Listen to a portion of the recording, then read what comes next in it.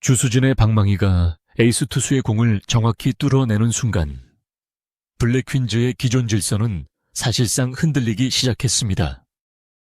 더 놀라운 점은 그 장면이 단순한 행운의 안타가 아니었다는 사실입니다. 주수진은 빠른 공에 밀리지 않았고 공이 손을 떠나는 순간부터 궤적을 끝까지 따라갔습니다. 그리고 가장 늦지 않으면서도 가장 서두르지 않은 타이밍에 배트를 내밀었습니다. 에이스를 상대로도 위축되지 않은 선택이었고, 추신수 감독 앞에서 자신의 존재 가치를 가장 확실하게 증명한 한 번의 스윙이었습니다. 2026년 7월 공개된 야구 여왕 이 관련 영상에서 가장 강하게 남은 장면도 바로 이것이었습니다. 괴물 신입들이 등장해 구속과 송구, 장타력을 앞세워 기존 멤버들을 압박하는 가운데 주수진은 타석에서 에이스 투수를 직접 공략했습니다. 이 한 장면 때문에 시청자들의 관심은 자연스럽게 한 가지 질문으로 모였습니다. 추신수 감독은 정말 기존 에이스까지 포기할 준비를 하고 있는 것일까요? 하지만 이 질문을 감정적으로만 볼 수는 없습니다. 야구 여왕의 두 번째 시즌은 첫 시즌보다 훨씬 냉정한 경쟁 구조로 시작됐습니다. 알려진 지원자는 총 308명이었습니다. 단순히 야구를 좋아하는 참가자들만 모인 것이 아니었습니다. 여러 종목에서 국가대표 경험을 가진 선수, 엘리트 체육을 거친 선수, 강한 어깨와 빠른 순발력을 가진 참가자들이 한꺼번에 도전했습니다.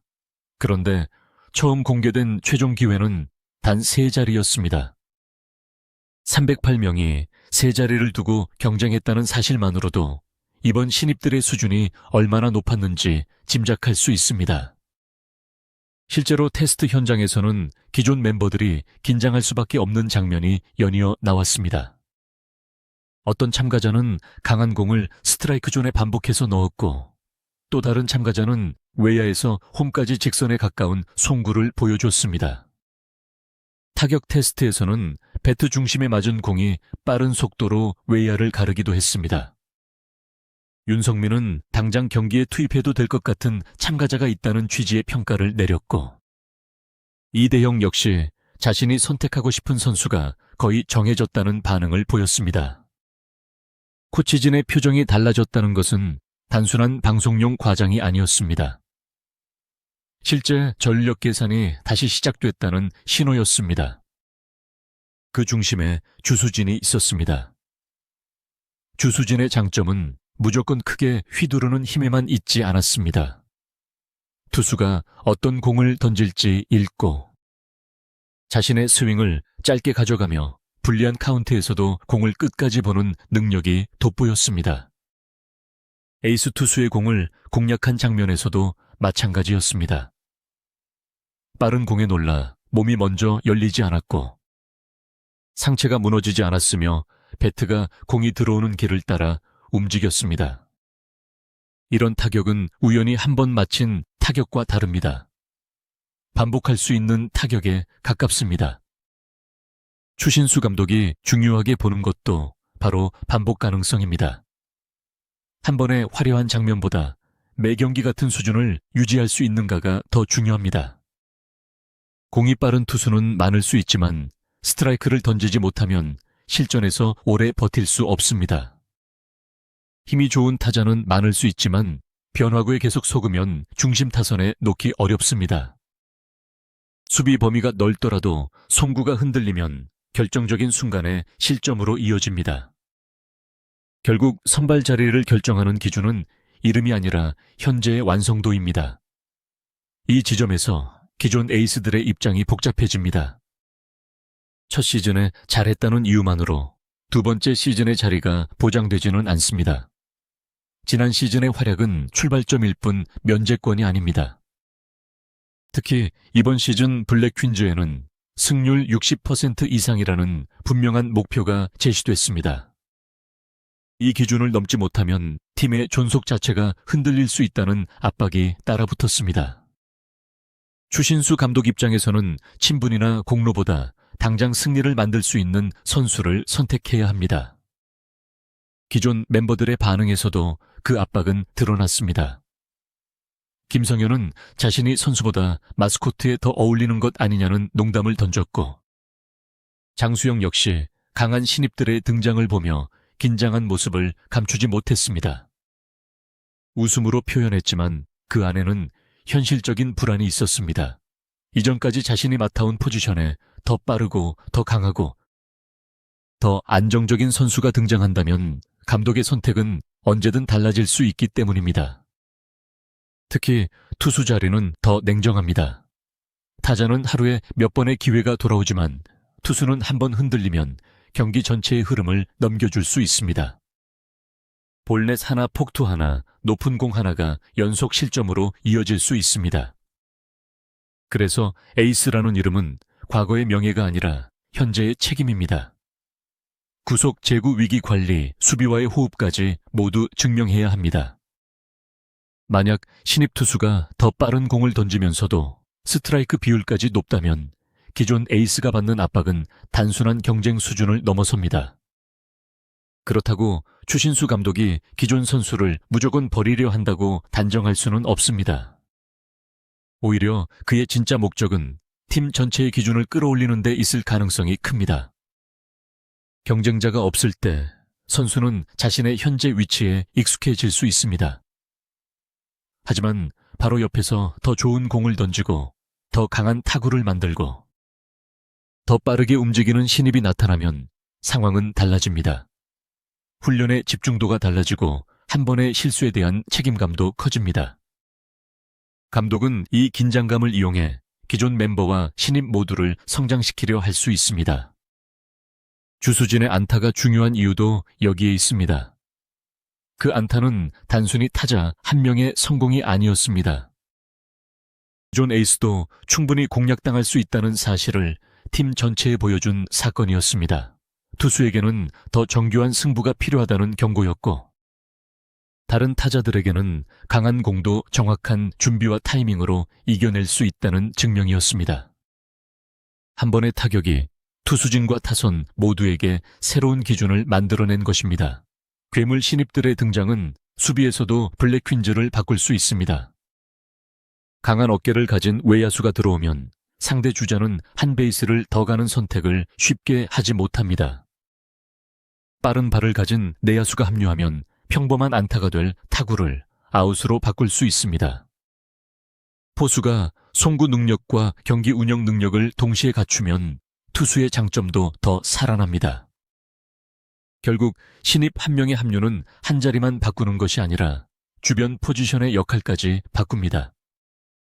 타선 역시 마찬가지입니다. 주수진처럼 빠른 공을 공략할 수 있는 타자가 중심에 들어오면 상대 투수는 승부 방식을 바꿔야 합니다.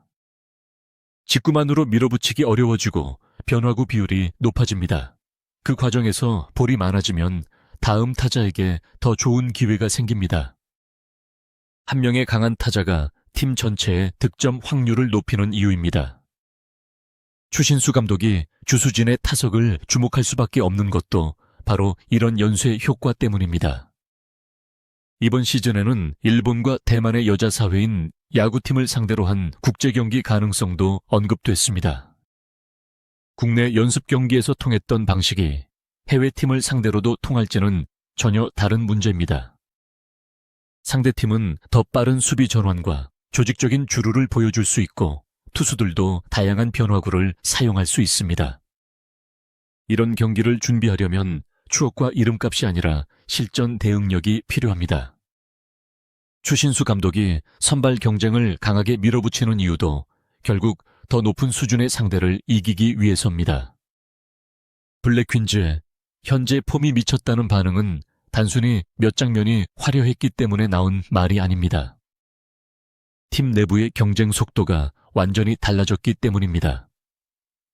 과거에는 잘하는 선수와 부족한 선수가 비교적 분명했다면 지금은 신입들이 기존 주전의 자리를 바로 위협할 정도로 격차를 줄였습니다. 누가 선발이고 누가 후보인지 미리 정해놓기 어려운 팀이 됐습니다. 감독 입장에서는 행복한 고민이지만 선수 입장에서는 매 훈련이 생존 경쟁입니다. 앞으로 가장 중요한 것은 한 경기의 폭발력이 아니라 연속성입니다.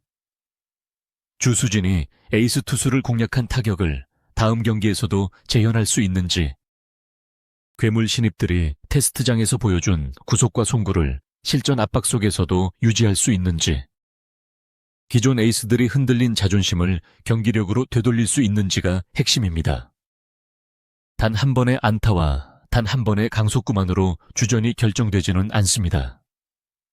그러나 그 한 번이 경쟁의 시작을 알리는 신호가 될 수는 있습니다. 추신수 감독의 선택도 이제 더 냉정해질 것입니다. 과거에 잘했던 선수보다 오늘 더 좋은 공을 던지는 선수, 이름이 알려진 선수보다 지금 더 정확한 타격을 하는 선수, 말보다 결과로 증명하는 선수가 기회를 얻을 가능성이 큽니다. 이것이 프로 무대에서 오랜 시간을 버틴 추신수가 알고 있는 가장 현실적인 원칙입니다. 팀이 살아남으려면 가장 좋은 선수를 써야 하고, 가장 좋은 선수라는 평가는 매일 바뀔 수 있습니다. 결국 주수진의 한 방은 블랙퀸즈 내부에 분명한 메시지를 던졌습니다. 에이스도 안전하지 않고, 기존 주전도 보호받지 않으며 신입이라는 이유로 기다릴 필요도 없다는 메시지입니다. 준비된 선수라면 바로 중심에 설 수 있고, 준비가 부족한 선수라면 과거의 활약이 있어도 밀려날 수 있습니다. 추신수 감독이 기존 에이스를 정말 버릴지는 아직 확정할 수 없습니다. 하지만 한 가지는 분명합니다. 그는 이제 누구도 자동으로 믿지 않을 것이고, 매 순간 가장 강한 선수를 선택하려 할 것입니다. 더구나 7월 17일 공개된 장면은 선발 발표가 끝난 뒤의 결과가 아니라 선발 경쟁이 한창 진행되는 과정에서 나온 장면이었습니다. 따라서 주수진의 타격과 신입들의 활약은 단순한 예고편용 장면으로 끝나지 않습니다. 코치진이 실제 라인업을 다시 계산하게 만든 자료가 됩니다. 투수 한 명이 흔들렸다고 바로 교체되는 것은 아니지만, 같은 유형의 위기가 반복되고 다른 선수가 더 안정적인 결과를 내면 판단은 달라집니다. 추신수 감독에게 필요한 것은 과거의 서열을 지키는 일이 아니라 다음 경기에서 이길 확률을 가장 높이는 조합을 찾는 일입니다. 블랙퀸즈가 강해진 진짜 이유는 새로운 스타 한 명이 나타났기 때문이 아닙니다. 308명의 경쟁을 뚫고 올라온 신입들이 기존 선수들의 자리를 흔들고, 주수진이 에이스의 공을 정면으로 공략하며 모든 선수가 다시 자신의 가치를 증명해야 하는 팀이 됐기 때문입니다. 지금 블랙퀸즈에서 가장 무서운 것은 상대 팀이 아닙니다. 바로 옆자리의 동료입니다. 그리고 이 치열한 경쟁을 통과한 선수들만이 승률 60%라는 목표와 국제 경기라는 더 큰 무대 앞에 설 수 있습니다.